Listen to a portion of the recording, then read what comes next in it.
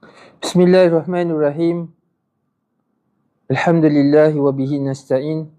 Wassalatu wassalam ala Rasulillah wa ala alihi wa ashabihi wa man tabi'ahum bi ihsanin ila yaumiddin. Amma ba'. Assalamualaikum warahmatullahi wabarakatuh. Salam Malaysia Madani. Sahabat-sahabat dan rakan-rakan, seperti biasa, sebelum kita meneruskan kelas bacaan akta ataupun enactment Undang-Undang Keluarga Islam, kita seperti biasa mulakan dengan bacaan Ummul Kitab Al-Fatihah.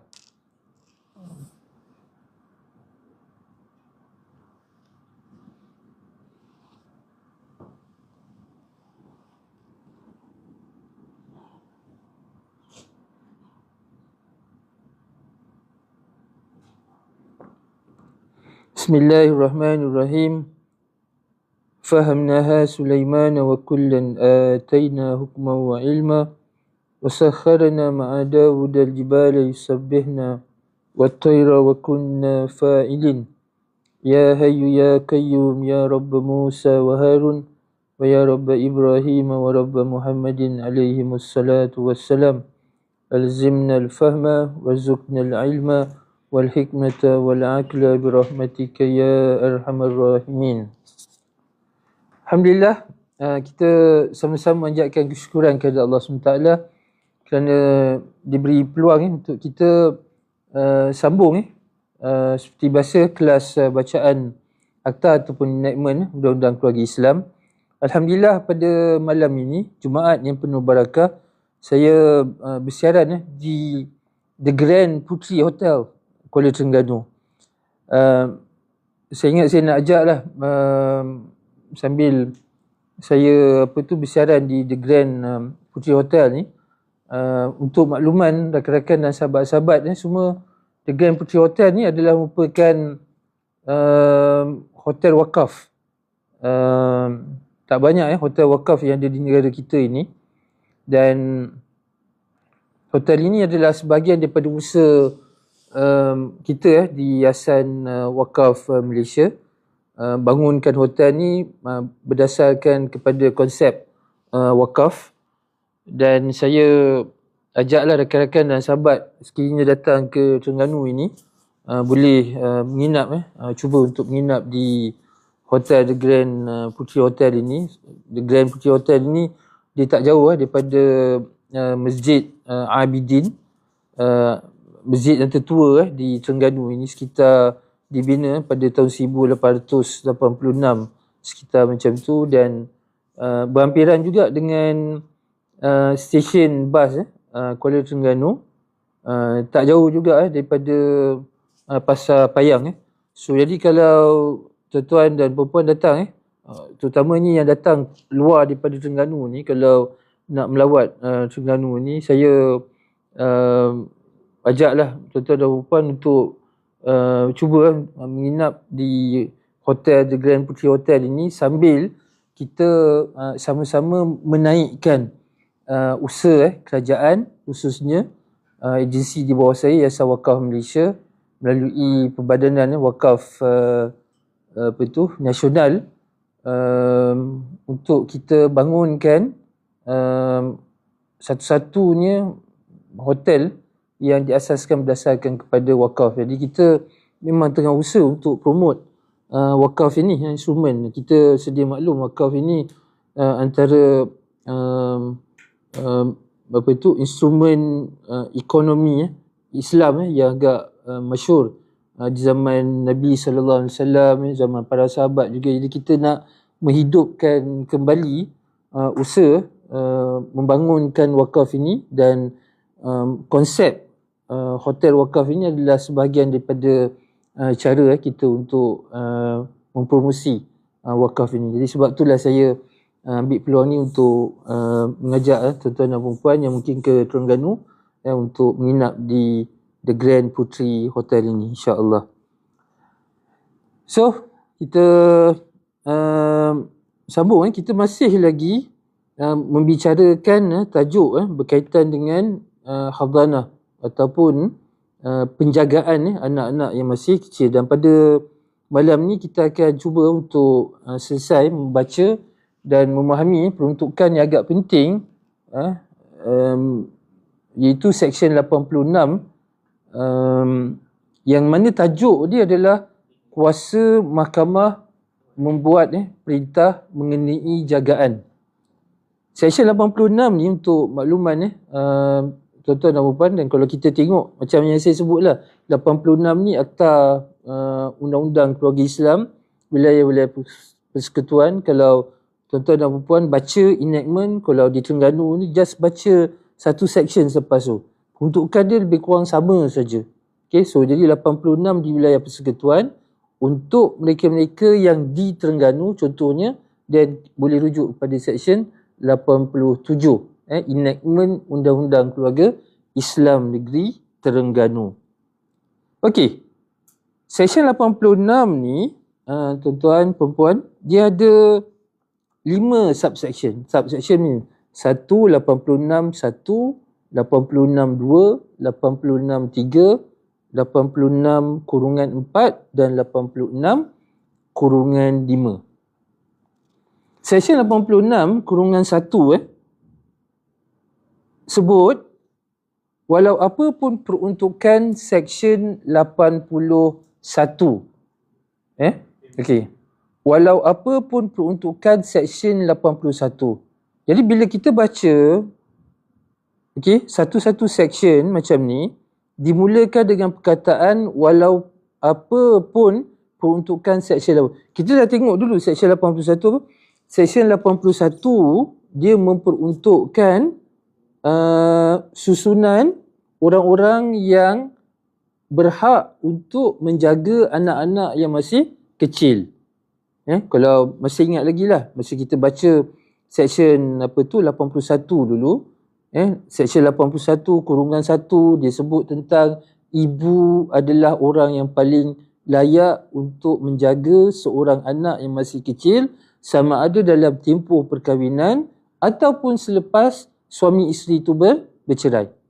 Kan? Okey, dan kita dah baca dulu seksyen 86 kurungan 2, 81 kurungan 2, dia kata kalau ibu tadi tak ada ke, meninggal ke ataupun hilang hak kelayakan dia untuk menjaga, okey, dan Undang-Undang Seksyen 81 tu dia dah sebut nenek kepada anak kecil tu, kemudian bapa, kemudian makcik dia, adik-beradik perempuan dia, semua dinyatakan secara jelas. Okey, maknanya di situ susunan dia. Okey, ibu yang pertama, maknanya dalam keadaan apa sekalipun, dalam tempoh perkahwinan dan selepas daripada perceraian, anak masih kecil, okey, dan undang-undang sebut kata ibu adalah orang yang paling layak untuk menjaga. Yang ni sebab apa? Sebab ibu seorang wanita yang sifat lembut dia dan sifat rasa kasih sayang dia pada anak-anaknya, sebab itulah diletakkan sebagai penjaga nombor 1. Okey, sama ada dalam tempoh perkahwinan ataupun selepas berlakunya perceraian. Jadi Seksyen 86 ni dikata walaupun peruntukan Seksyen 81 tu dia kata ibulah yang pertama, neneklah yang kedua, kemudian bapa, walaupun susunan-susunan itu ada, okey, still Seksyen 86 ni akan mengatasi.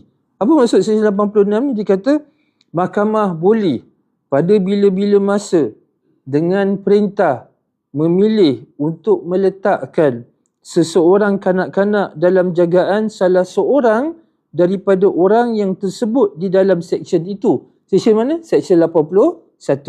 Seksyen 81 kata ibu, kemudian nenek, lepas nenek bapa, kan? Jadi walaupun Seksyen 81 dia kata ibulah orang yang paling layak, tetapi mahkamah mempunyai kuasa untuk memerintahkan anak tadi tidak diletakkan di bawah jagaan ibu. Itu maksud dia.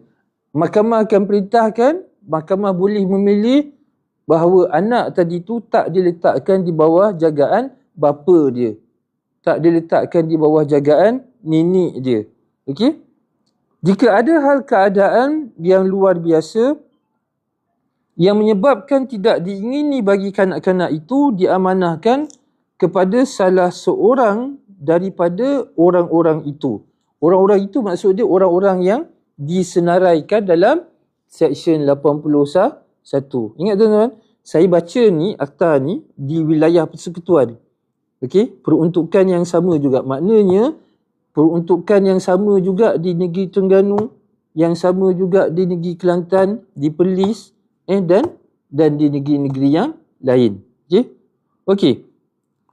Mahkamah boleh dengan perintah meletakkan kanak-kanak itu dalam jagaan mana-mana orang lain atau mana-mana persatuan yang tujuannya adalah termasuk kebajikan kanak-kanak. Jadi maknanya Seksyen 86 ni dikata walaupun Seksyen 81 tu dia dah senaraikan orang-orang yang dari segi keutamaan dia boleh menjaga anak yang masih kecil.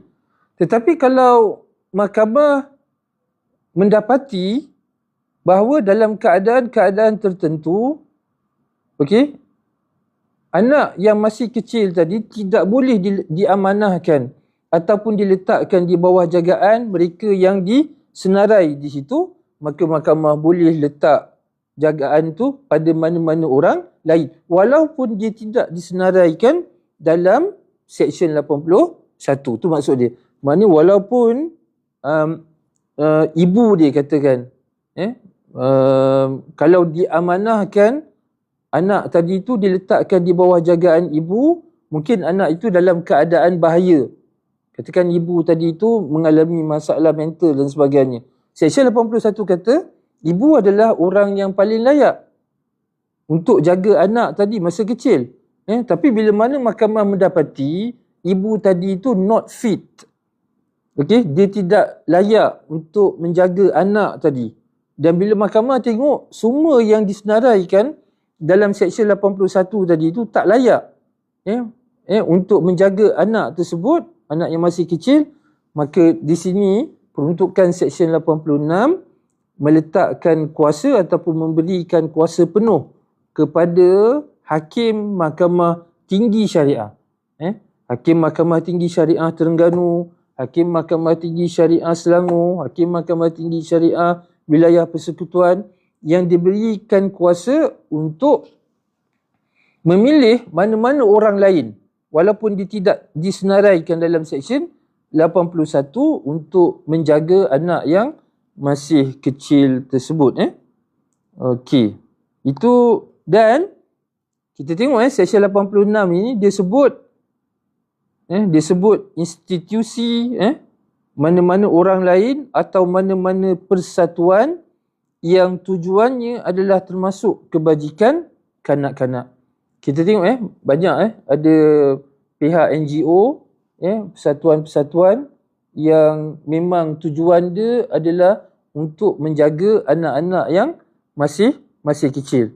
Jadi walaupun persatuan ini tak disenaraikan dalam Seksyen 81, tetapi sekiranya mahkamah mendapati bahawa anak tersebut, okey, kebajikan anak tersebut dapat dijaga dengan baik oleh persatuan tadi, mahkamah boleh membuat satu perintah menyerahkan hak jagaan anak tadi kepada persatuan ataupun mana-mana orang lain walaupun tidak disenaraikan dalam Seksyen 81. Okey, itu Seksyen 86 kurungan 1 secara umum. Nanti kita pergi secara detail lah macam biasa. Kemudian Seksyen 86 kurungan 2, bila mana kita baca Seksyen 86 kurungan 2, Seksyen 86 kurungan 2 menyebut untuk memutuskan, maknanya untuk mahkamah memutuskan dalam jagaan siapakah seseorang kanak-kanak patut diletakkan. Pertimbangan yang utama ialah kebajikan kanak-kanak itu. Okey? Dan tertakluk kepada pertimbangan itu, mahkamah hendaklah memberi perhatian kepada kemahuan ibu bapa kanak-kanak itu dan kemahuan kanak-kanak itu jika telah meningkat umur dapat menyatakan sesuatu pendapatnya sendiri. Okey? Yang ni Seksyen 86 kurungan 2. Seksyen 86 kurungan 2 ni, tuan-tuan dan puan, dia sangat penting sebab bila mana kalau kes-kes yang berlaku di mahkamah syariah di seluruh negara yang melibatkan perebutan anak, okey, di mahkamah-mahkamah tinggi syariah, termasuklah di Negeri Terengganu ni. Kalau katakan selepas perceraian, okey, berlaku perebutan antara anak, antara ibu dan juga bapa untuk mendapatkan hak jagaan anak yang masih kecil ini, hakim mahkamah tinggi bila dia nak buat keputusan, dia akan tengok Seksyen 86 kurungan 2 ini. Maksud dia apa? Mahkamah akan tengok antara ibu dan bapa tadi, siapakah yang paling layak dan mampu untuk menjaga kebajikan anak yang masih kecil tersebut. Ingat saya dah sebut dah dalam kita bincangkan sebelum daripada ini, bila mana kita menyebut tentang hak jagaan anak, okey, ibu tuntut hak jagaan, dia ada hak. Bapa dia tuntut hak jagaan anak, dia pun kata dia berhak untuk jaga anak tersebut. Anak tadi tu pun ada hak. Tapi bila mana pertembungan antara hak ibu, hak bapa dengan hak anak yang masih kecil, mahkamah akan tengok yang paling utama, mahkamah akan berikan pertimbangan bukan hak ibu tadi, bukan hak bapa tadi. Mahkamah akan tengok kepada anak tadi. Sebab itulah Seksyen 86 kurungan 2 ni dia sebut, maknanya dalam mahkamah nak buat keputusan, nak serahkan hak jagaan anak tadi kepada ibu ataupun bapa, mahkamah akan tengok siapa antara yang nak gebut anak tadi tu yang mampu untuk memberikan ataupun melindungi kebajikan anak yang masih kecil tadi. So jadi maknanya tuan-tuan dan puan, di mahkamah-mahkamah syariah di seluruh negara, yang ini yang akan berlaku. Bila mana seorang ibu ataupun seorang nenek yang hadir ke mahkamah syariah nak tuntut cucu dia, katakan anak ibu meninggal, berlaku di mahkamah biasa, ibu pertembungan antara nenek, bila mana anak ibu kepada anak yang masih kecil tadi tu meninggal dunia, berlaku perebutan antara nenek dan juga ibu mertua dengan bekas menantu dia ataupun bapa kepada kanak-kanak tadi. So berlaku di mahkamah syariah. Jadi bila berlaku pertembungan sebegitu, mahkamah akan melihat kepada kebajikan anak-anak tadi tu. Cuma bila mana Seksyen 86 ni kurungan 2 ni disebut, bila mana mahkamah melihat kepada kebajikan anak-anak, mahkamah akan juga tengok kepada kemahuan ibu bapa kanak-kanak itu dan kemahuan kanak-kanak itu. Kalau anak tu dah tingkat umur, katakan anak tu dah sampai kepada umur mumayyiz, umur yang matang, katakan budak dah capai umur 9 tahun, dia dah boleh buat keputusan, boleh nyatakan hasrat dia nak duduk dengan ibu ataupun bapa. Jadi hasrat anak tadi yang telah capai umur yang matang, yang dia boleh buat pilihan sama ada nak duduk dengan bapa, kemahuan anak tadi juga akan dipertimbangkan oleh mahkamah. Okey, yang itu Seksyen 86 kurungan 2. Kita baca sekali ibas macam biasa. Lepas ni kita go very detail. Kemudian Seksyen 86 kurungan 3. Seksyen 86 kurungan 3, okey, adalah menjadi suatu anggapan yang boleh dipatahkan bahawa adalah untuk kebaikan seseorang kanak-kanak semasa dia kecil supaya berada bersama ibunya. Tetapi pada memutuskan sama ada anggapan itu dipakai bagi fakta mana-mana kes tertentu, mahkamah hendaklah memberi perhatian kepada tidak baiknya mengacau kehidupan seseorang kanak-kanak dengan bertukar-tukar jagaan. Okey, Seksyen 86 kurungan 3 ni yang penting kita jumpa istilah anggapan. Dalam bahasa perundangan, dalam bahasa Inggeris dia sebut sebagai presumption. Okey? Kita dah tengok sebelum ni pada Seksyen 81. Seksyen 81 dia menyenaraikan ibu sebagai orang yang paling layak diberikan keutamaan untuk menjaga anak. Mana dalam tempoh perkahwinan ataupun dalam tempoh perceraian anak masih kecil, Seksyen 81 meletakkan ibu sebagai orang yang paling utama untuk menjaga anak tersebut. Okey? Dan dikuatkan lagi dengan Seksyen 86 kurungan 3 ni. Seksyen 86 kurungan 3 dia sebut anggapan undang-undang, okey, bahawa ibu adalah orang yang paling layak untuk memastikan kebajikan anak tadi tu ataupun kebaikan untuk anak tersebut. Walau bagaimanapun, Seksyen 86 kurungan 3 ini memperuntukkan bahawa anggapan ataupun presumption bahawa ibu adalah orang yang paling layak untuk menjaga ataupun memberikan kebaikan kepada anak yang masih kecil tadi, ianya boleh dipatahkan. Itu maksud.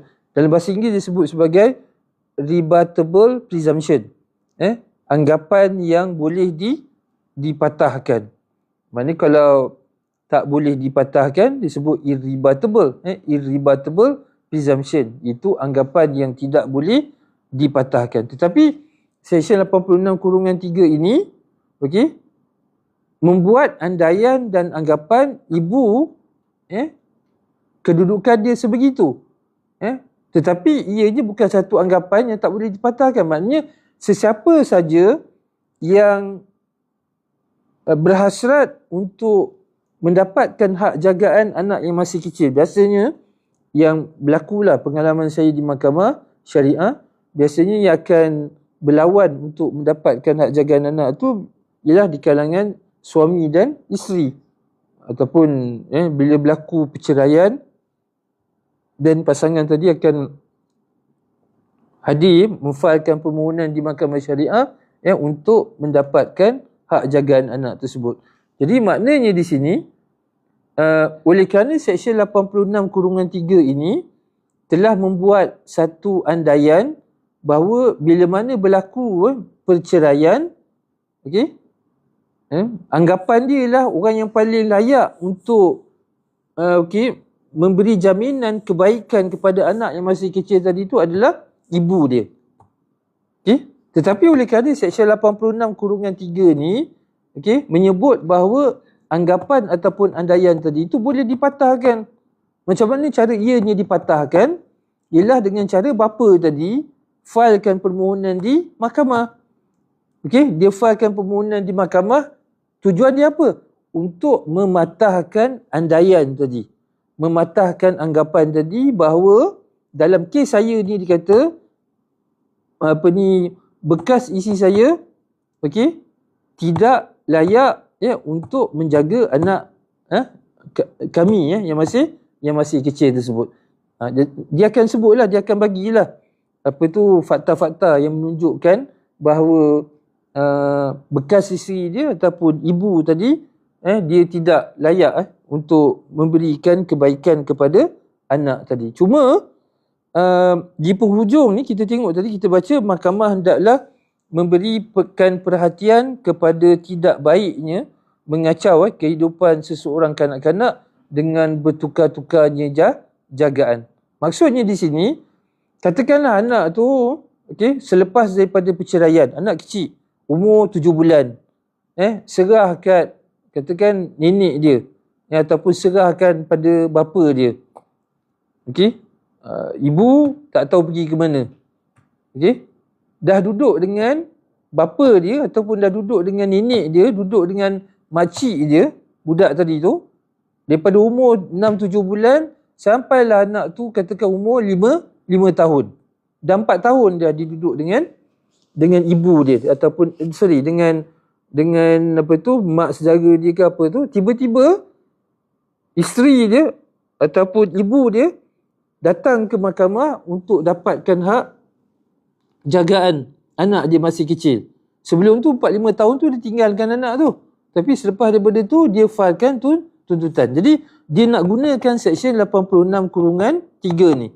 Sebab Seksyen 86/3 ni disebut adalah menjadi suatu anggapan yang boleh dipatahkan bahawa adalah untuk kebaikan seseorang kanak-kanak semasa dia kecil supaya berada bersama ibunya. Jadi dia nak gunakan peruntukan Seksyen 81. Seksyen 81 kita tengok dia kata ibu adalah orang yang paling layak diberikan hak keutamaan untuk menjaga anak yang masih kecil. Kemudian dia baca pula Seksyen 86 ni, dia kata Tuan Hakim yang arif, 86/3 ni kata ibu adalah orang yang paling layak untuk jaga kebaikan anak dia. Okey? So jadi berlawanlah antara ibu tadi tu dengan bapa kepada kanak-kanak tadi yang dah jaga anak tu selama 4 tahun. Jadi maksudnya di sini, walaupun ibu tadi disebut dalam Seksyen 86/3 ini boleh dianggap sebagai orang yang paling layak untuk menjaga anak yang masih kecil. Tetapi bapa dia boleh cakap bahawa andaian ataupun anggapan bahawa ibu tadi tu layak tu boleh dipatahkan dengan menggunakan Seksyen 86/3 ni juga. Dia kata anak ni dah duduk dengan dia 4 tahun dah, 5 tahun. Tak kira lah bapa dia ke, jiran sebelah rumah ke, anak tu dah serah pada dia. Jadi dalam keadaan tersebut, Seksyen 86/3 ni kata tak sesuai. Anak tadi tu bertukar-tukar penjaga dia. Dah 3-4 tahun tadi, mahkamah dah tengok anak tadi tu dah macam dia dah anggap ibu angkat, contohlah kata dia dah anggap bahawa ibu angkat dia ni, anak dia ni dah rapat sangat. Dulu keadaan ibu dia masa diserahkan anak tu, dia kata dia dah tak mampu nak jaga anak, dia serahkan kepada kawan dia ke dan sebagainya, serah pada dia, dan anak tu dijaga dengan baik oleh ibu angkat dia tadi, kan, selama 4 tahun 5 tahun jaga anak tersebut. Kemudian ibu tu datang ke mahkamah syariah, mahkamah tinggi syariah untuk ambil anak yang dah umur 5 tahun dah duduk dengan ibu angkat dia tadi. Ini yang fakta yang berlaku di mahkamah, banyak berlaku. Serah anak waktu kecil, kemudian bila dah sampai satu masa dia nak ambil anak tu balik. Dan bila dia nak ambil anak tu balik, inilah antara peruntukan yang digunakan oleh ibu tadi untuk dia dapat balik hak jagaan anak tersebut. Jadi apa yang ibu angkat ataupun keluarga angkat anak yang masih kecil tu dia akan buat, sebab tu kita baca Seksyen 86/3 tadi, dia akan kata betul, anggapan undang-undang ibu adalah orang yang paling layak, tetapi anggapan tersebut boleh dipatahkan. Itu maksud dia, boleh dipatahkan. Dia bukan konklusif. Makna mutlak. Bahawa undang-undang kata ibu yang paling layak, dia tak boleh dipatahkan. Cuma pihak keluarga angkat tadi tu, cara dia nak patahkan anggapan tersebut antara lain Seksyen 86/3 ni kata mahkamah hendaklah memberi perhatian kepada tidak baiknya mengacau kehidupan seseorang kanak-kanak dengan bertukar-tukar jagaan. Jadi maknanya anak tadi tu dah selesa 3-4 tahun dah duduk dengan keluarga angkat dia, ibu angkat dia dengan bapa angkat dia, dah jaga dengan baik, kebajikan dia dijaga, apa semua, anak tu makan minum apa semua dalam keadaan yang baik. Jadi mahkamah akan bila mana mahkamah menggunakan peruntukan Seksyen 86/3 ni, mahkamah akan berpandangan bahawa tak sesuai untuk kacau. Anak tu dah lama duduk dengan ibu ataupun bapa angkat dia, kemudian mahkamah nak buat perintah supaya anak tadi tu diserahkan kembali kepada ibu dia. Tuan-tuan dan puan-puan kena ingat, yang semua ni saya cerita ni yang berlaku di mahkamah. Hujung ni, sebab tu pentingnya bila mana pihak yang datang ke mahkamah syariah, okey, dan ini berlaku juga di mahkamah sivil. Penting untuk mereka melakukan persiapan yang rapi. Sebab dia nak meyakinkan hakim tadi yang akan buat keputusan. Hakim Mahkamah Tinggi Syariah yang akan buat keputusan untuk menentukan anak tadi tu nak diserahkan kepada siapa, dia akan terikat dengan undang-undang yang sedia ada. Contohnya kita dah baca tadi, Seksyen 86/2, bahawa dalam nak menentukan jagaan anak tadi, perintah nak jaga anak tadi tu nak diserahkan kepada ibu ataupun bapa ataupun mana-mana pihak lah yang datang ke mahkamah untuk buat tuntutan anak tersebut, dia akan mahkamah akan memberikan pertimbangan yang paling penting kepada kebajikan anak-anak tersebut. Okey. Kemudian Seksyen 86/4. Seksyen 86/4, okey, dia menyebut jika ada 2 orang atau lebih kanak-kanak daripada mana-mana perkahwinan, mahkamah tidaklah terikat meletakkan kedua-dua atau kesemuanya dalam jagaan orang yang sama, tetapi hendaklah menimbangkan kebajikan tiap-tiap seseorangnya secara berasingan. Maksud di sini, okey, katakan dalam satu perkahwinan tu, suami isteri ada 4 orang anak. 2 orang lelaki, 2 orang perempuan. Okey. Umur beza-beza antara 4 orang anak tadi tu. Okey. Jadi sekarang bila katakan berlaku perceraian antara suami isteri tadi, berlaku perobotan untuk mendapatkan perintah menjaga keempat-empat orang anak tadi, yang dimaksudkan dengan Seksyen 86/4 ni, bila mana mahkamah nak buat keputusan, mahkamah tak akan buat keputusan secara bersama. Maksud dia, mahkamah buat keputusan, okey, kalau katakan seorang anak ni, okey, mahkamah rasa ataupun mahkamah buat keputusan bahawa pertimbangan kebajikan seorang anak tadi diserahkan kepada ibu. So bila mana mahkamah serahkan seorang anak ni kepada ibu, dan mahkamah kata yang 3 tadi tu sesuai, kalau dia pun pergi kepada ibu dia. Mana dilonggokkan keempat-empat anak tu dengan untuk duduk dengan ibu dia. Tak. Yang dimaksud dengan Seksyen 86/4 di sini ialah bila mana mahkamah nak buat keputusan, okey, mahkamah akan tengok kebajikan setiap seorang daripada 4 orang anak tadi. Bukan mahkamah tengok secara keseluruhan dan duduk pada ibu ataupun dan duduk pada bapa. Tak. Mahkamah akan tengok setiap seorang tadi, anak yang 4 orang, mahkamah akan tengok kebajikan A, kebajikan anak B, kebajikan anak C dan kebajikan anak D, dan mahkamah akan buat keputusan berdasarkan kebajikan yang terbaik untuk setiap seorang daripada 4 orang anak tadi. Itu yang dimaksudkan dengan Seksyen 86/4.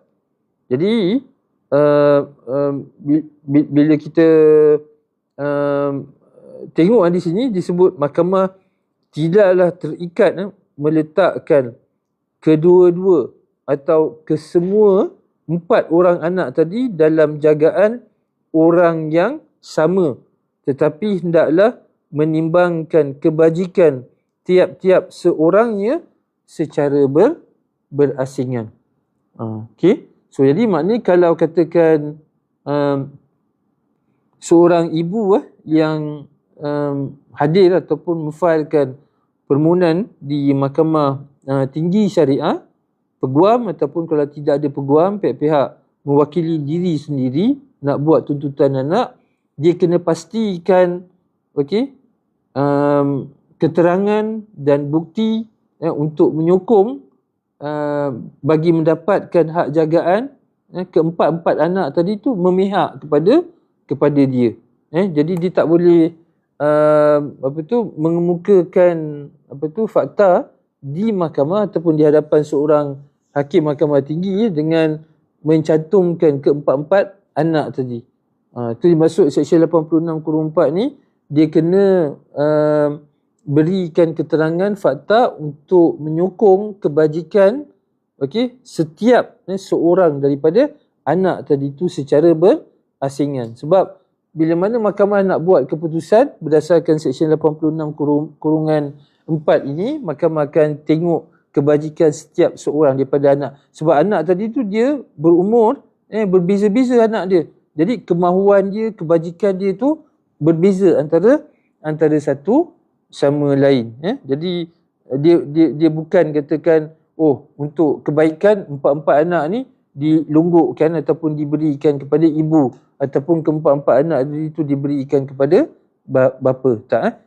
Maksud Seksyen 86(4) ni, setiap seorang daripada keempat-empat anak tu kebajikan dia akan diberikan pertimbangan oleh mahkamah, dan kemudian mahkamah akan buat keputusan, dan keputusan mahkamah tadi tu mungkin boleh jadi anak nombor 1 serah pada ibu, anak nombor 2 serah pada bapa, nombor 3 bapa, nombor 4 ibu. Jadi 2 macam tu. Ataupun ada kemungkinan 3 ibu, 1 bapa, 3 bapa, 1 ibu. Okay? So dia bukan mahkamah akan kumpul keempat-empat anak tu dan diserahkan kepada sama ada ibu ataupun bapa. Okey, dan akhir sekali Seksyen 86 kurungan 5. Okey, ini adalah seksyen yang terakhir dalam Seksyen 86. Okey, yang mana Seksyen 86 kurungan 5 memperuntukkan mahkamah boleh jika perlu membuat perintah interim untuk menempatkan kanak-kanak itu dalam jagaan mana-mana orang atau institusi atau persatuan, dan perintah itu hendaklah serta-merta dikuatkuasakan dan terus dikuatkuasakan sehingga mahkamah membuat perintah bagi penjagaan itu. Tuan-tuan, kalau masih ingat dulu, saya ada terangkan proses mahkamah. Perintah ni ada 2. Perintah interim. Yang ni Seksyen 86 kurungan 5 ni dia sebut tentang perintah interim. Interim ni di bahasa Latin. Bahasa tu interim, dia maksud perintah sementara. Okey? Katakan seorang ibu failkan satu perintah untuk mendapatkan hak jagaan anak. Kata berumur 2 tahun katakan. Okey. Yang dituntut adalah bekas suami dia, iaitu bapa kepada anak tadi. Ni yang contoh yang biasalah yang berlaku di mahkamah-mahkamah tinggi syariah. Perebutan selepas daripada perceraian, khususnya kalau kita tengok melibatkan perkahwinan campur.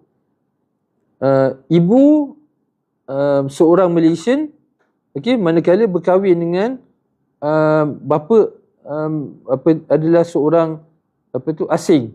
Dia kata Bangladesh ke Pakistan, banyak. Kalau pengalaman saya di mahkamah syariah dulu, memang banyak perkahwinan antara bangsa ni berlaku. Kemudian berlaku perceraian, suami asal Mesir dan nak balik ke Mesir. Kalau suami tu American, dia akan baliklah ke US, ke UK, so lepas berlakunya perceraian.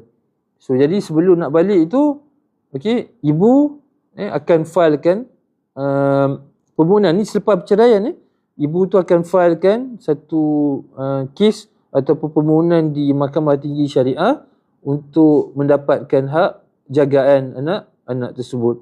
Yang manakala bapa budak tadi tu, kalau katakan orang asing, so dia akan pertahankan yang dia pun nak untuk mendapatkan hak jagaan anak dia. Maka bertembunglah di Mahkamah Tinggi Syariah.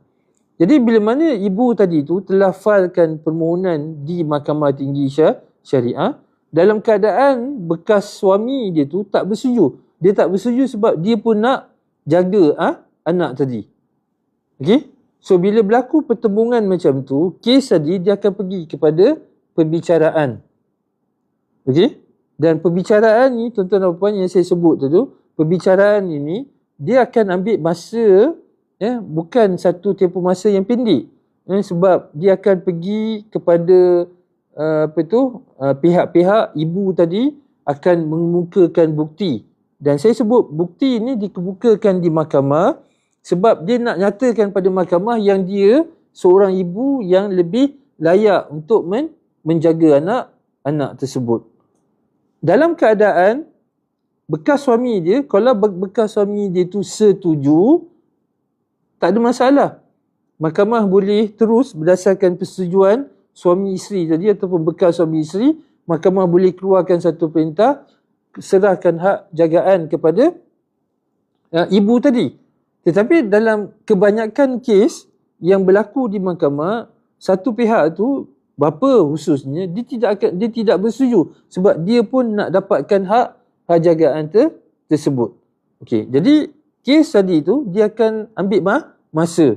Kadang-kadang mungkin sampai setahun, sebab mahkamah nak pihak-pihak terpaksa untuk mengemukakan bukti. Dan mengemukakan bukti di mahkamah ni, inilah yang sebab kenapa kes-kes tu dia berlanjutan, dia akan jadi panjang. Sama ada di mahkamah syariah ataupun di mahkamah sivil, di Malaysia ke ataupun di luar negara ke, kes tu dia akan jadi panjang bila mana pihak-pihak tidak bersetuju.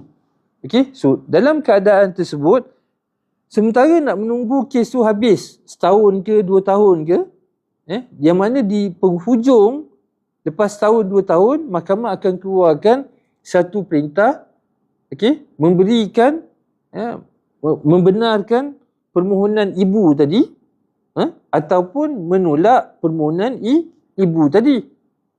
Dia macam tu. Mahkamah luluskan permohonan ibu untuk dapatkan hak jagaan anak dia tadi, ataupun mahkamah kata berdasarkan pembelaan yang difailkan oleh bekas suami dia, mahkamah dapati bahawa ibu tadi dia tidak layak untuk jaga anak tadi. Jadi mahkamah akan buat keputusan anak tadi tu diserahkan kepada bapa. Okey? Jadi keputusan hujung tadi tu dipanggil perintah kekal. Dua perintah yang berbeza. Seksyen 86/5 ini dia menyebut tentang perintah interim. Perintah interim ni maksud perintah sementara. Makna apa? Sementara menunggu kes tu selesai. Okey?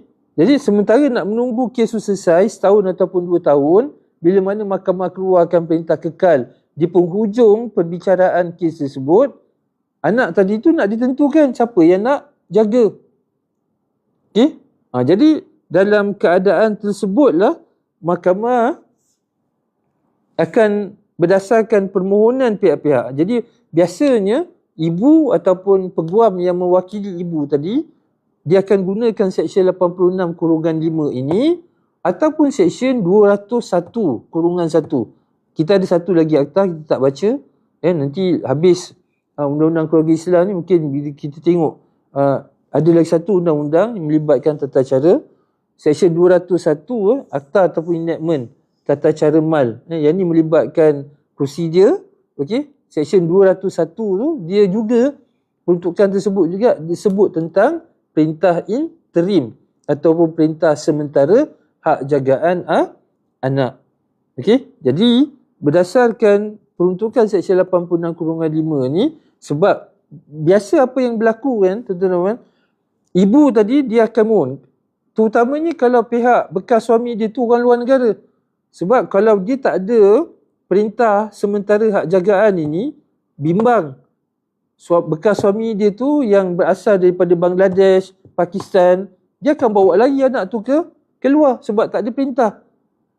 Tak ada perintah yang dikeluarkan oleh mahkamah, anak ni nak ditempatkan oleh tinggal dengan siapa. Kalau mahkamah ada keluarkan perintah sementara ini, meletakkan hak jagaan pada ibu, jadi bekas suami dia tu boleh dikeluarkan satu perintah halang dia untuk bawa anak ni ke luar negara. Jadi sebab tu penting untuk ibu tadi mohon pada mahkamah supaya sementara kes ni selesai setahun 2 tahun ni, mahkamah serahkan sementara keluarkan satu perintah hak jagaan tadi tu diserahkan kepada ibu. Jadi adalah satu perintah, walaupun perintah tu bukan perintah kekal. Perintah tu hanyalah perintah sementara. Sekurang-kurangnya ada satu perintah sementara yang boleh digunakan oleh ibu tadi untuk halang bekas suami dia daripada bawa anak tadi tu keluar negara. Sebab kalau dia dah bawa anak tu balik ke Amerika, balik ke UK, balik ke Pakistan, balik ke ke Bangladesh, menangis sebabnya kan, sebab anak tu dah dibawa ke luar negara. Jadi sebab itulah penting untuk ibu tadi mohon pada mahkamah melalui peguam ke ataupun dia sendiri untuk dapatkan perintah interim ini untuk menempatkan kanak-kanak tadi tu dalam jagaan dia ataupun jagaan mana-mana pihak ataupun persatuan.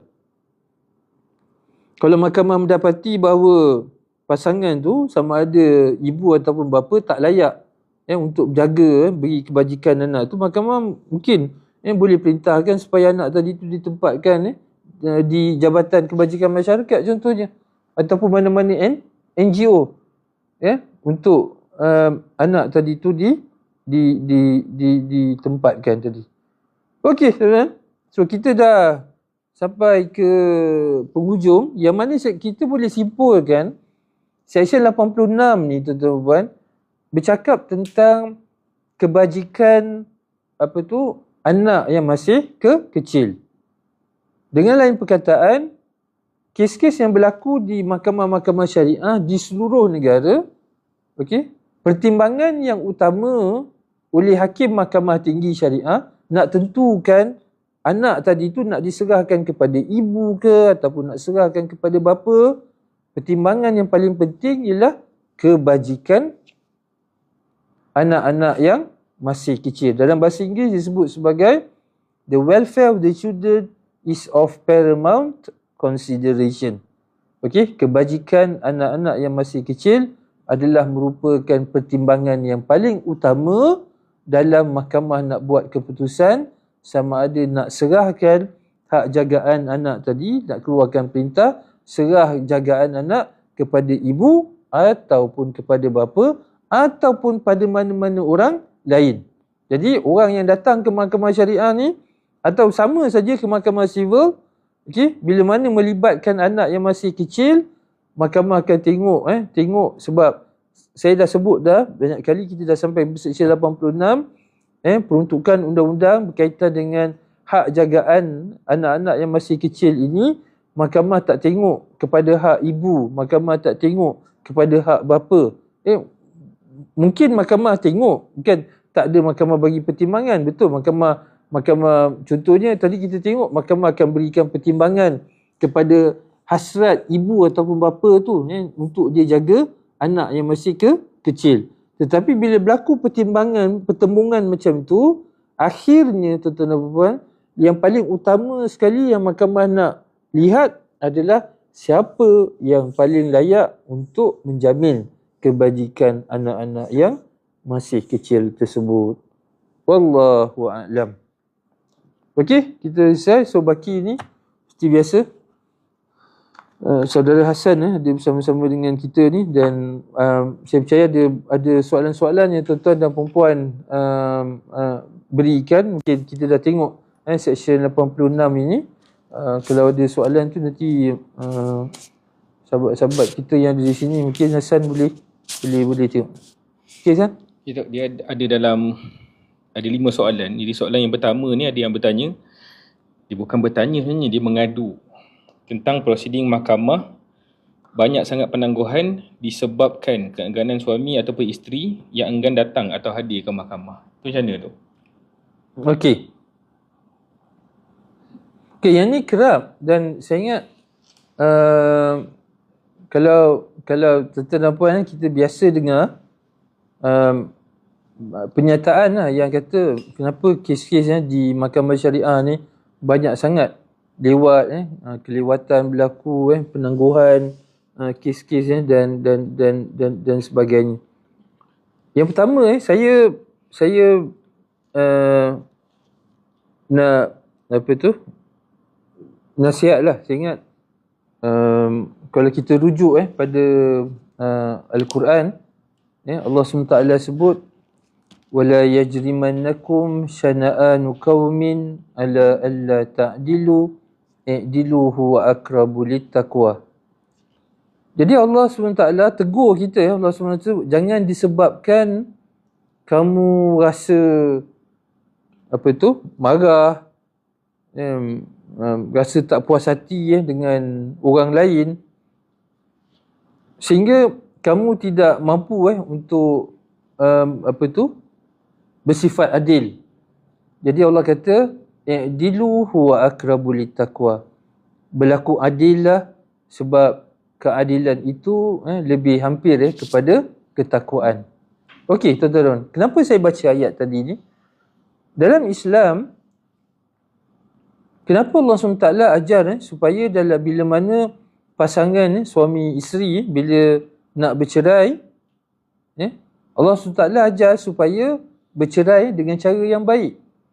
Imsakum bima'rufin au tasrihum biihsan. Kamu suami pegang isteri itu dengan cara yang baik. Maksudnya Allah letakkan tanggungjawab pada seorang suami untuk menjaga isteri dan anak-anak mereka dengan cara yang baik. Maksudnya situ suami tadi tu dia kena laksanakan tanggungjawab dia, memberikan nafkah, kasih sayang dan sebagainya. So banyak ada tanggungjawab seorang suami. Begitu juga isteri ada tanggungjawab dia yang telah ditetapkan dalam agama. Jadi setiap seorang suami dan isteri tadi tu digalakkan ataupun disuruh dalam Islam untuk melaksanakan tanggungjawab masing-masing. Sebab kita nak dapatkan keluarga yang ada sakinah, kasih sayang, ketenangan, mawaddah, kasih sayang dan juga rahmat. Okey? Dan bila mana suami tadi tu dan pasangan tadi tak mampu lagi untuk hidup sebagai pasangan suami isteri, dan Islam benar cari jalan untuk bercerai, tapi perceraian tu hendaklah dijalankan dengan cara yang baik. Itu sebut tu dalam Al-Quran sebut au tasrihum biihsan. Kalau nak bercerai pun bercerai dengan cara yang baik. Bagaimana mereka tu bernikah, macam tu dah juga ketika mana mereka ni nak bercerai. Itu ideal, itu yang Islam ajar. Tetapi hakikatnya yang berlaku, dan saya tengok yang berlaku di mahkamah-mahkamah syariah, kadang-kadang dan kebanyakan masa perceraian tu dia tidak berlaku secara makruf. Berlaku perseteruan, berlaku rasa dendam, marah. Suami isteri yang bercerai ada perasaan dendam dan juga marah tadi tu. So bila mana berlaku perceraian tu berlaku dalam keadaan penuh rasa dendam, marah dan sebagainya, okey, maka apa yang berlaku di sana kadang-kadang suami ataupun isteri, kebanyakan pengalaman saya banyak suamilah yang menggunakan proses di mahkamah ini untuk meneruskan usaha menzalimi dan menyusahkan pasangan dia. Dengan cara macam mana? Dengan cara macam inilah saya sebut tadi tu. Sengaja tak nak datang ke mahkamah. Bila mana mahkamah panggil, dia akan buat keputusan untuk tidak menghormati keputusan mahkamah dan dia tidak datang pada mahkamah. Sebab apa dia tak nak datang tu? Sebab dia rasa nanti mahkamah akan tangguh kes tadi tu. Kalau tangguh tu, tangguh masa yang lain tu. Dia tahu bekas isteri dia tu ataupun isteri dia datang ke mahkamah untuk nak bercerai dengan cara yang baik, dia tak datang ke mahkamah. So dengan cara tu berlakulah penangguhan kes tadi tu. Okey Zan. Yang ni yang saya nak sebut, maknanya saya nak sebut pada tuan-tuan dan puan dan semua yang terlibat di mahkamah, dan berdasarkan ayat yang saya baca tadi tu, jangan sekali-kali kita menggunakan sistem institusi kehakiman tadi tu untuk meneruskan penderaan dan dendam kita kepada pasangan kita. Menggunakan proses mahkamah tadi tu untuk terus menyakiti dan mendera. Kalau kata suami tu atau bekas suami tu mendera isteri dia dengan cara dia tidak memberikan kerjasama untuk hadir ke mahkamah. Itu peringatan saya yang pertama kan. Tak habis lagi. Jadi maksudnya tuan-tuan, persoalan dia sekarang, bila mana suami contoh tadi, dia ambil keputusan, mahkamah dah tetapkan tarikh, katakan 23 hari bulan Oktober, dia kena datang ke mahkamah. Kemudian dia tak datang. Kemudian okey tak apa, mahkamah ni kali pertama sebutan, mahkamah tangguh kan, katakan 20 hari bulan November. Okey? Untuk dia datang kali kedua. Tiba-tiba dia tak datang ke mahkamah. Kemudian tangguhlah lagi 20 hari bulan Disember. Tangguhlah balik sampai tahun depan. Okey? So, jadi berlaku penangguhan disebabkan ketidakhadiran suami tadi tu. Ini yang saya sebutkan tadi. Sengaja tidak hadir ke mahkamah dengan tujuan untuk melewat-lewat, dengan tujuan untuk menzalimi, menggantung. Sebab isteri tadi tu dia datang ke mahkamah. Dia mohon cerai lah, dia mohon nafkah lah, dia mohon nak jaga anak-anak lah. Tapi yang pihak yang satu lagi tu tak datang, mahkamah akan buat tangguhan. Persoalannya tuan-tuan dan puan, okey, adakah mahkamah tidak boleh buat sesuatu kalau pihak yang satu lagi tu tidak hadir ke mahkamah? Okey? Jawapan saya beritahu tak. Okey? Maknanya ada dalam peruntukan dalam undang-undang yang membenarkan isteri tadi tu untuk mohon pada mahkamah bagi mempercepatkan kes tadi. Apa cara dia? Contohnya, okey, di bawah Seksyen 51. Okey? Bukan yang undang-undang kita baca ni. Yang lagi satu yang kita tak baca lagi. Seksyen 51 ni San, dia memberikan kuasa kepada mahkamah untuk mengeluarkan satu perintah menangkap suami ataupun itu yang tidak hadir ke mahkamah. Jadi kalau katakan isteri itu filekan permohonan nafkah, dia filekan permohonan hak jagaan anak, dia filekan permohonan cerai, panggil suami lagi satu tu, mahkamah keluarkan saman untuk suami itu hadir pada 23 bulan Oktober, dia tak hadir, jadi dia boleh mohon pada mahkamah sehingga pada 20 November nanti kalau dia tak hadir juga mahkamah akan keluarkan waran tangkap.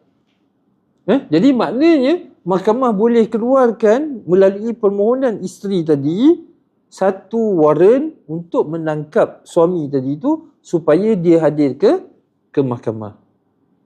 Okey, okey, kemudian apa alternatif lain selain daripada waran tangkap tadi? Mahkamah boleh contohnya, okey, bila mana suami tadi tu tidak hadir ke mahkamah untuk meneruskan perbicaraan di bawah Seksyen 121 Akta ataupun Enactment Tata Cara Mal, mahkamah boleh meneruskan perbicaraan sebelah pihak.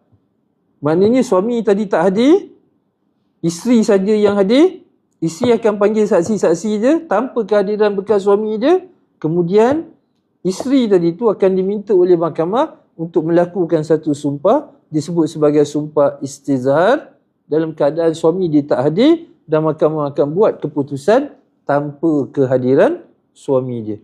Kalau yang tu dalam berapa lama tempoh penangguhan tu yang mahkamah boleh minta sebelah pihak je? Tak dia bila katakan 23 Oktober tu, mahkamah dapati yang suami tadi tu dah terima saman. Dia proses dia macam mana? Isteri filekan saman. Mahkamah akan serahkan saman tu pada suami. Okey, bila suami tadi tu dia terima saman tersebut, dia akan turunkan tanda tangan. Ataupun kalau dia tak nak turunkan tanda tangan, kan cukup saman tadi tu dibawa balik ke mahkamah. Okey, orang dipanggil bailiff mahkamah ni, dia akan laporkan pada hakim yang dia dah serahkan. Sama ada suami tadi tu dia nak turunkan tanda tangan penerimaan ataupun tak, itu tak jadi masalah. Yang penting bailiff yang sampaikan saman tu dia dah beritahu pada hakim, file affidavit yang dia dah serahkan saman tersebut. Maknanya di pihak mahkamah dah ada bukti bahawa suami tadi tu dah terima saman tadi. So bila mana mahkamah dah berpuas hati, saman tadi tu telah diterima oleh suami tadi, kemudian dia tak hadir ke mahkamah sebab masa surat saman tu dia dah beritahu situ bila tarikh dan mahkamah mana yang dia perlu hadir. Okey? So bila mana benda tu dah sampai kepada pengetahuan mahkamah, isteri tadi tu sama ada dia kalau dia tak ada peguam, dia kena cakaplah pada hakim tadi. Yang ni kenapa kita baca? Saya dah sebut dah banyak kali. Kenapa saya ajar benda ni semua? Supaya kita ada ilmu dan kita boleh bertindak. Jadi kalau kita tak ada ilmu, kita tak tahu macam mana, kan? Dan kalau katakan peguam pun, kalau peguam tak mainkan peranan, sebab tu saya sebut peruntukan tu ada. Jadi bila mana telah terbukti bahawa suami tadi tu dah terima saman tersebut, jadi dua yang saya ajar tadi tu, yang saya sebut tadi, dengan peruntukan dia, Seksyen 51. Jadi dia kata, okey, Ya Arif, mandangkan suami saya ni telah terima saman tersebut, ni bukti dia, saya mohon pada Yang Arif untuk mengeluarkan satu waran tangkap. So mahkamah akan keluarkan waran tangkap. So suami tadi tu untuk hadir dalam naksu. Okey? Kalau tak waran tangkap tu keluar, dan Seksyen 121 tu, dia boleh beritahu pada mahkamah, dah ada bukti yang suami tu dah terima saman, dia tak hadir ke mahkamah, Yang Arif, saya mohon untuk kes ni terus dibicarakan di bawah Seksyen 121 tanpa kehadiran pihak suami saya. Boleh terus. Jadi tak ada timbullah isu kes tu akan tangguh sebab nak menunggu suami tu hadir ke mahkamah. Okey Tok, soalan kedua ni, dia mohon pandangan terhadap isu langgar perintah hadanah atas alasan kemahuan ataupun kehendak anak. Dia mohon pandangan Datuk lah, siapa suami tu langgar perintah hadanah atas alasan kemahuan atau kehendak anak dia. Okey. Saya dah ajar dah, saya dah sebut dah dulu kan tuan-tuan puan, kan bahawa kalau katakan satu perintah hak jagaan telah diserahkan kepada ibu. Okey? Tiba-tiba katakan tahun 2024 tahun lepas, ibu dapat hak jagaan anak tersebut. Kan? Anak duduk dengan ibu. Lepas 3 tahun, tiba-tiba anak tu dia lari pergi duduk rumah bapa dia. Perintah tadi ada. Sebab perintah tadi sebut apa? Perintah tadi perintah hak jagaan diserahkan kepada ibu. Tapi anak pula tu dia pergi dah lari dah rumah bapa. Okey? Bila dia lari ke rumah bapa, kita dah tengok dah dulu sebelum ni peruntukan undang Seksyen 76, kita dah tengok betul tak Zan? Bahawa perintah-perintah yang melibatkan anak ni, sama ada perintah nafkah, hak jagaan, dia boleh berubah.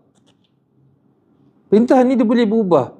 Cuma mahkamah perlu dimaklumkan tentang perubahan tersebut. Jadi bila dia dapat anak tadi tu dah nak lari pergi kan, dia dah tak nak duduk dengan ibu dia, dia kena filekan di mahkamah untuk ubah perintah tahun 2024 tersebut. Jadi kalau dia tidak ambil inisiatif untuk datang ke mahkamah, mohon pada mahkamah satu perintah untuk ubah perintah 2024. Sebab apa dia asas dia nak ubah perintah tersebut? Dia kata yang ada sebab anak ni sekarang dah lari. Dia dah tak nak, dia nak duduk dengan saya ni. Tapi kalau dibiar saja, pihak bekas isteri dia ataupun ibu kata, dia akan berpegang kepada perintah yang ada 2024. Sebab 2024 tu, tak kira lah bila anak tu lari ke tak. Sebab sekarang hak jagaan tu dah diserahkan pada dia. So jadi bapa tadi tu kena ambil inisiatif untuk filekan di Mahkamah Tinggi Syariah satu perintah untuk ubah perintah yang dikeluarkan pada tahun 2024. Okey? Alasan dia apa, San? Alasan dia ialah kemahuan anak tadi tu.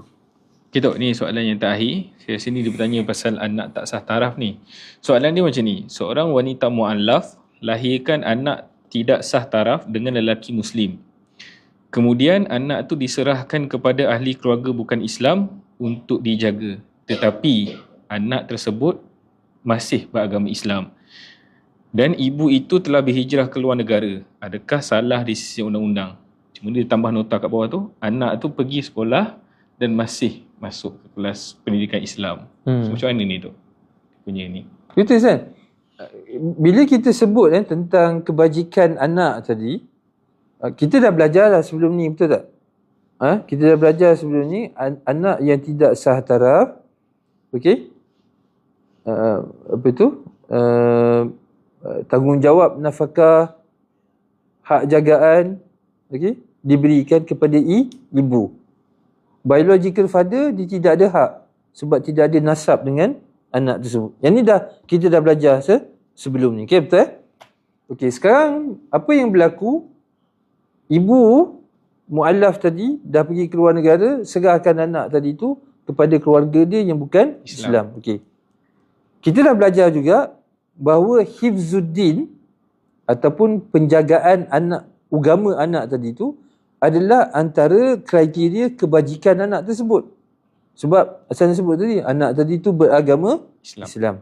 Okey? So, jadi sekarang, apa yang dibebangi? Yang dibebangi kebajikan anak tadi tu tidak terjamin kalau dia duduk dengan saudara dia yang bukan Islam.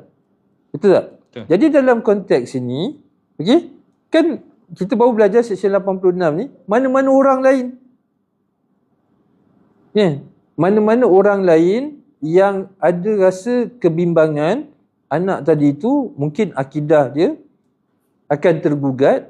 Bila mana akidah dia tergugat, maknanya kebajikan anak tadi tu tergugat. Kan? So bila tergugat, mana-mana individu, orang-orang, persatuan, tak kira dah. Sebab tu kita akan ada kes juga yang Majlis Agama Islam. Okey? Majlis-majlis agama Islam, sebab kes ni betul-betul berlaku, Zan. Kan? Mana anak ibu mu'allaf berkahwin dengan suami, kemudian suami tu pun tak bertanggungjawab ataupun suami tadi tu mati, ada anak, anak tu kemudian diserahkan pada keluarga yang bukan Islam. Jadi ada Majlis Agama Islam yang filekan permohonan di mahkamah. Sebab tu kita tengok pada malam ini, Seksyen 86 ni, dia bukan saja bercakap tentang orang lain, dia juga bercakap tentang persatuan, dia cakap juga institusi. Jadi mana-mana institusi, mana-mana persatuan, mana-mana orang-orang yang rasa anak tadi akidah dia tergugat disebabkan diserahkan pada keluarga yang bukan Islam, diorang ni boleh filekan permohonan di Mahkamah Syariah untuk mendapatkan hak jagaan anak tersebut. Okey, baik Tok. Tu je soalan untuk malam ni. Okey, terima kasih. Tuan-tuan dan puan, terima kasih. Selamat bercuti. Selamat berhari Minggu. Besok Sabtu dan Ahad.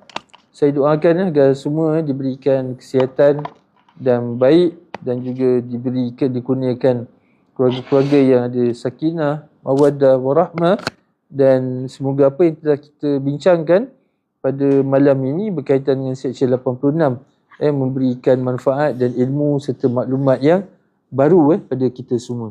Okey, kita tangguhkan dengan bacaan tasbih kafarah dan suratul As, dan insya-Allah kita akan bertemu Ustaz minggu depan. Okey, minggu depan insya-Allah pada hari Jumaat juga kita akan bertemu untuk kita sambung dan lihat kepada peruntukan seksyen yang baru iaitu Seksyen 87. Akta Undang-Undang Keluarga Islam wilayah-wilayah persekutuan ataupun negeri-negeri lain adalah Seksyen 88. Okey. Wabillahi taufiq wal hidayah. Assalamualaikum warahmatullahi wabarakatuh.